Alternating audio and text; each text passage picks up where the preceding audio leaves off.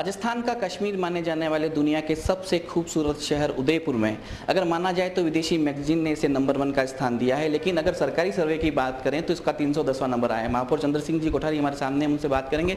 Sir, ये राजस्थान की जो सफाई व्यवस्था है इसमें कहीं पिछड़ा बना लगता है? वास्तव में यह जो रैंकिंग हुई है इसके बहुत सारे बिंदु है कि दिसंबर के बजाय अगर ये गणना आज होती तो हम बहुत आगे होते।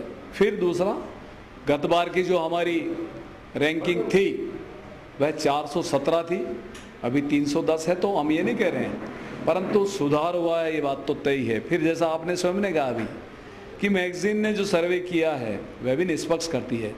उस सर्वे में अगर हिंदुस्तान का सबसे पसंदीदा शहर टूरिस्ट का राजस्थान आता है, प्रदेश शहर उसमें उदयपुर आता है, मतलब हिंदुस्तान का सबसे पसंदीदा शहर अगर उदयपुर है मतलब कुछ तो यहाँ होगा, सफाई होगी, ट्रैफिक व्यवस्था होगी, सारी व्यवस्थाएं होगी, अनुशासन होगा, तभी जाके टूरिस्ट आता है। बाकी टूरिस्ट जहाँ रैंकिंग में हम फर्स्ट सेकंड थर्ड ये देख कर तो नहीं आता है, वो वहाँ की वास्तविकता देखता है। फिर मार्क्स होते हैं। आज मैं पासबुक से अगर कोई तैयारी करूँ तो मेरे को अच्छे प्रतिशत मार्क्स आएंगे, मैं पूरी किताब पढ़ूंगा तो मार्क्स कम आते हैं। तो ये पासबुक की तरह के मार्क्स हैं। उन लोगों ने उन्हीं पर्टिकुलर बिंदुओं पर तैयारी की जिनसे उन्हें अच्छे मार्क्स मिल सकते हैं। और हमने आप क्या मानते, परंपरागत जो सफाई की व्यवस्था है उस वजह से अपनी राजस्थान पिछड़ा है?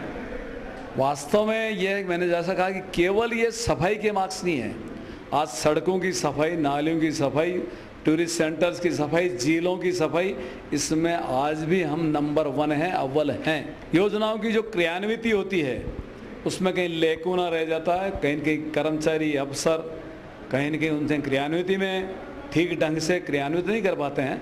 बाकी योजनाएं जितनी बनी है अच्छी बनी है, डोर टू डोर के लिए बनी अच्छी बनी है, सॉलिड वेस्ट के लिए बनी अच्छी बनी है, ODF डिक्लेयर कराने के लिए अच्छी बनी है, योजनाएं सारी अच्छी है। क्रियान्विति कौन कितनी करा सकता है, कितने दबाव से करा सकता है, कितने एफर्ट से करा सकता है, ये एक बड़ी बात होती है। तो महापौर जी की बात अगर माने तो 310 का जो नंबर आया है, दिसंबर से पहले इसका सर्वे हुआ था, इसलिए इसका नंबर ऐसा आया है। अगर आज इसका सर्वे कराया जाए और महापौर जी की माने तो आज उदयपुर फिर से अव्वल बन सकेगा। कैमरा पर्सन कुलदीप सिंह गहलोत के साथ फर्स्ट इंडिया न्यूज के लिए मनुराव। हर शहर कहता है कि आज वो बेहतर है, सर्वे पुराना है, लेकिन सवाल है कि जब सर्वे हुआ तब क्या हुआ? इस बीच में क्या सरकारी लापरवाही से सफाई में राजस्थान पिछड़ गया? एक सवाल था और जवाब आपका मिला, और 88% दर्शकों की राय कुछ इसी तरह से है कि जी हाँ, सरकारी लापरवाही साफ तौर पर नजर आती है। इस लापरवाही को दूर कैसे किया जाए, सबके सुझाव लेते हुए मनीष पारिक साहब का रुख करना चाहूँगा। सुशील जी, सबसे पहले आपसे सुझाव चाहेंगे। देखिए सर, मेरा ये मानना है कि सबसे पहले तो हम सबको मिलकर ये तय करना पड़ेगा कि कर्मचारियों की संख्या बढ़े, कर्मचारियों को ईमानदारी से काम करने के लिए प्रेरित किया जाए, उनको पूरी सैलरी मिले और हम हमारे परिवार की तरह माने हम उनको। वो कर्मचारी नहीं है बल्कि उनकी एक जिम्मेदारी भी तय हो कि ये काम आपको करना है और आपकी ये सैलरी होगी। पेट तो भरना चाहिए ना उसका, ताकि वो चोरी करने की मंशा ही नहीं रखे। लेकिन जब पेट पूरा नहीं भरेगा तो निश्चित रूप से वो काम भी आधा करेगा या कोई दूसरे रास्ते अपनाएगा। सबसे बड़ी बात यह कि पूरे बोर्ड को बैठकर मेयर साहब को, सारे पार्षदों को कॉन्फिडेंस में लेकर क्या क्या हो सकता है, कैसे इसमें हम बहुत बढ़िया कर सकते हैं, तो निश्चित रूप से जयपुर बहुत बढ़िया हो सकता है। जैसे प्रधानमंत्री की इच्छा है, मुख्यमंत्री भी चाहते हैं कि हो, लेकिन अब मेयर साहब क्या चाहते हैं? मेयर साहब भी प्रयास कर रहे हैं, हाथ पैर बहुत मार रहे हैं भाई, लेकिन तालमेल नहीं बैठा पा रहे। तालमेल बैठाकर यदि करेंगे तो निश्चित रूप से हम जयपुर को सुधार पाएंगे, बेहतर बना पाएंगे। आपका सुझाव भी जानना चाहूंगा धर्म सिंह जी। देखिए, मेरा मानना है कि जब तक अपन नए संसाधन वगैरह नहीं खरीदेंगे और जो आजकल जो चल रहा है उसी हिसाब से अगर काम नहीं करेंगे तो अपन जयपुर शहर को और मान लो किसी भी शहर को साफ सुथरा नहीं बना पाएंगे। क्योंकि मुझे लगता है कि अपन पुराने डेरे पे चल रहे हैं, आजकल नए नए संसाधन आ गए हैं, सफाई में ले लीजिए और भी चीज़ें हैं, लेकिन हम फिर भी पुरानी उस चीज़ में चल के अपन अपने आप को पीछे धकेलते हुए नजर आते हैं। और ये भी लगता है कि महापौर अगर विपक्ष का है और हम पक्ष के हैं, या महापौर मान लो पक्ष का है और हम विपक्ष के हैं, तो आपस में तालमेल बैठा के हमको काम करना पड़ेगा। लेकिन नीयत साफ करनी पड़ेगी। सुशील जी हमारे कहते रहते हैं नीयत साफ करनी पड़ेगी, भेदभाव नीति अपना छोड़नी पड़ेगी, जब जाके जयपुर शहर साफ सुथरा होगा। क्योंकि कांग्रेसी वार्डों में हो सकता है बीजेपी के लोग भी रहते होंगे, बीजेपी के वार्डों में हो सकता है कांग्रेस भी लोग रहते होंगे।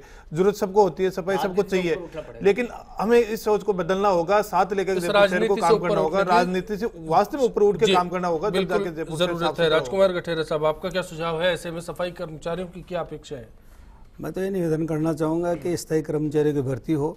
साथ ही जयपुर शहर में एक व्यवस्था चल रही है आजकल, शायद भाई साहब मनीष पारिक जी को जानकारी होगी अच्छी तरह, जो कचरा पात्र थे पूरे के पूरे शहर से हटा दिए गए। आज आप रोड पर से जो स्क्रीन पर दिख रहा है वो कचरा फैला हुआ दिख रहा है, वहाँ कचरा पात्र नहीं है। हमारे यहाँ कचरा पात्र होता था, कर्मचारी उसको साफ करके उसमें डाल देता था। 2 दिन की हड़ताल हो, 3 दिन की हड़ताल हो तो वो उस पर प्रभाव नहीं होता था ज़्यादा। आज की स्थिति ये हो गई है कि हम जो व्यवस्था है पहले, उन व्यवस्थाओं को धीरे धीरे समाप्त कर रहे हैं।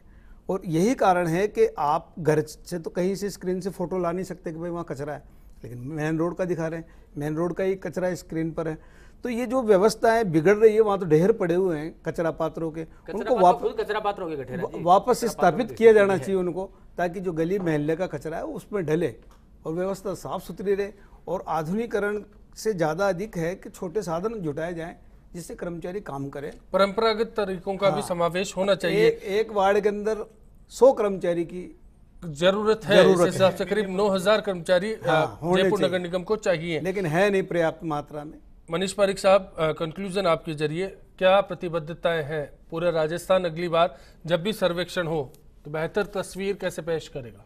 जी बिल्कुल, मिलकर काम करना पड़ेगा, सबको जिम्मेदारी माननी पड़ेगी, एक दूसरे पे टालने से बचना पड़ेगा, आर्थिक संसाधन खड़े करने पड़ेंगे, क्योंकि 1000 करोड़ रुपए चाहिए होते हैं इन सबको पूरा करने के लिए। और आप समझ रहे हैं कि जब भी ऐसा जरूरत पड़ती है 6-8 आपकी ही है, बजट आप ही देंगे। वही मैंने कहा कि भारतीय जनता पार्टी की सरकार ने कभी भी वो कचरा का अधिक उस शुल्क नहीं लगाया जो पहले गहलोत साहब ने उस समय लगाया था, फिर सरचार्ज हटा और वो हटा दिया। भारतीय जनता पार्टी की सरकार ने नया टैक्स जनता पे ना लगे इससे बचने, लेकिन अभी ये जनता को भी समझना पड़ेगा कि हमको भुगतान करना पड़ेगा, तब जाकर हम संसाधन होंगे तो ही सफाई हो पाएगी। चलिए, जागरूक आपको रहने की जरूरत है और सिस्टम को मुस्तैद बनाने के लिए आपको भी प्रयास करने होंगे और उम्मीद करते हैं कि अब की बार सिस्टम मुस्तैद होकर सामने आएगा। फिलहाल के लिए इतना ही, सभी का शुक्रिया अदा करते हैं और आप सभी से इसी उम्मीद के साथ विदा चाहते हैं कि आने वाला कल, आने वाला दिन सबके लिए आज से बेहतर साबित हो।